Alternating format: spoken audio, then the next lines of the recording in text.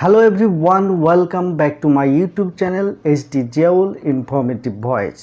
2022 সালের আজকে অলরেডি 6টি মাস অতিক্রম হয়ে গেল এবং এই 6টি মাসে ইউটিউব প্ল্যাটফর্ম বা ইউটিউব অথরিটি অনেক পলিসি বা মার্কেটিং পলিসি তাদের চেঞ্জ করে ফেলেছে এবং রিসেন্টলি আরও 2টি আপডেট ইউটিউব প্ল্যাটফর্ম নিয়ে আসতে যাচ্ছেন, যা নতুন যারা ইউটিউবিং শুরু করতে যাচ্ছেন বা যারা নতুন ইউটিউবার তাদের ক্ষেত্রে একদিকে যেমন ভালো, অন্যদিকে আবার অপকারও রয়েছে।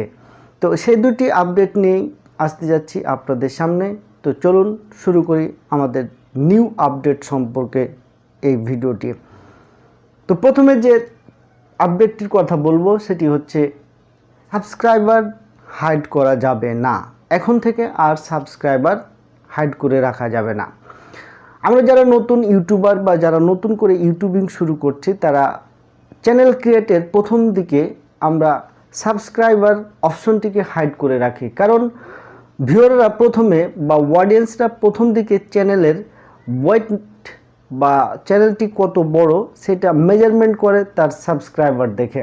সেক্ষেত্রে অনেক ইউটিউবার প্রথম দিকে বা চ্যানেল স্টার্টের প্রথম দিকে তাদের সাবস্ক্রাইবার অপশনটি হাইড করে রাখে, কিন্তু ইউটিউব রিসেন্টলি লঞ্চ করতে যাচ্ছেন কি এই সাবস্ক্রাইবার অপশনটিকে হাইড করে রাখা যাবে না। আপনি যে সাবস্ক্রাইবার গেইন করেছেন সেই সাবস্ক্রাইবারটি ভিউয়ারদের সামনে তুলে ধরতে হবে।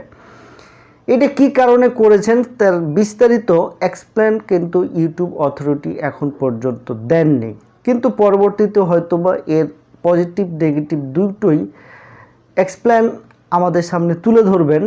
সেক্ষেত্রে যে বিষয়টি আসছে কমিউনিটি ট্যাবে সেটি হচ্ছে সাবস্ক্রাইবার হাইড করে রাখা। হয়তোবা অনেক ইউটিউবার এটা ভালো দিকে ব্যবহার করছে, কিন্তু অনেক ইউটিউবার যারা চ্যানেল ক্রিয়েট করে সাবস্ক্রাইবার হাইড করে রাখার পরও তারা যে সাবস্ক্রাইবার গেইন করেছেন সেই সাবস্ক্রাইবারকে হাইড করে রেখে তারা তাদের চ্যানেল ডিসক্রিপশান অপশনে বা অ্যাবাউট সেকশানে অনেক বেশি সাবস্ক্রাইবারকে ফোকাস করাচ্ছেন ভিউয়ারদের নিকট। এটা এক ধরনের স্প্যামিং। এই স্প্যামিং প্রক্রিয়াটাকে রোধ করার জন্যই মূলত ইউটিউব অথরিটি এই অপশনটাকে উঠিয়ে দেওয়ার সিদ্ধান্ত নিয়েছেন।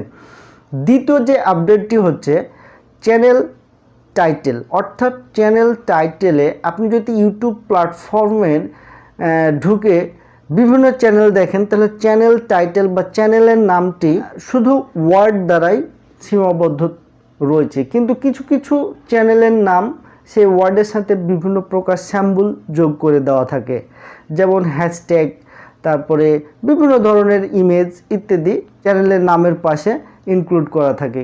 এই বিষয়টি ইউটিউব অথরিটি আর অ্যাকসেপ্ট করবেন না, অর্থাৎ আপনার চ্যানেলের নাম স্টেট ওয়ার্ড দ্বারা সীমাবদ্ধ থাকবে, অন্য কোনো স্যাম্পল বা ইমেজ ইনক্লুড করা যাবে না। এই বিষয়টি ইউটিউব অথরিটি বেস্ট অপশন বলে আমি মনে করি এবং যারা নতুন ইউটিউবার তারা সবসময় মনে রাখবেন আপনার চ্যানেলের নামটি সবসময় স্টেট ওয়ার্ড দ্বারা তৈরি করার চেষ্টা করবেন। এই ছিল মূলত ইউটিউবের নিউ আপডেট, যা হয়তোবা যারা নতুন ইউটিউবার এবং যারা নতুন ইউটিউবিং শুরু করতে যাচ্ছেন তাদের ক্ষেত্রে অনেকটাই হেল্পফুল হবে বলে আমি মনে করি। সকলেই ভালো থাকবেন, সুস্থ থাকবেন। দেখা হতে যাচ্ছে পরবর্তী ভিডিওতে।